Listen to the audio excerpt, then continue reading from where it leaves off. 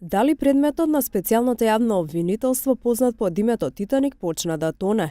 За само 2 недели случајот за изборните нерегуларности во кои се обвинети поранешни функционери се одложи 2 пати. Според специјалната јавна обвинителка Лиле Стефанова, интензитетот на закажаните рочишта е добро поставен. Проблемот лежи во честите одложувања. Пресуда очекувам да има до крајот на годината, истакна Стефанова.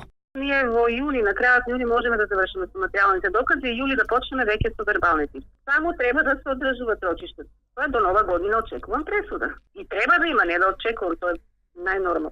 Судијата дава добра динамика за судење, ама се случуваат бакти настани и тоа е.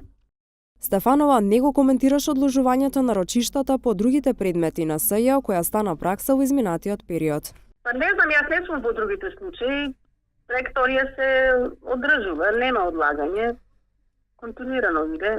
Не знам за другите, не сум упатена дали се одложуваат и зошто се одложуваат. Наистина не сум упатена.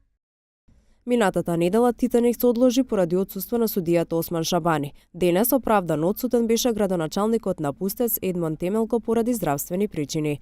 Дел од предметите на СЈ остануваа да лутаат низ судските лавиринти, иако следува судски разврски за 300 и тврдина 2. Апелација ги укина пресудите и ги врати на повторно судење. Овој судија потврди условната казна за новинарката Ивона Талевска во врска со премиот Тифани. Насилство во општина Центар почна од почеток поради смена на судиката Татјана Михајлова.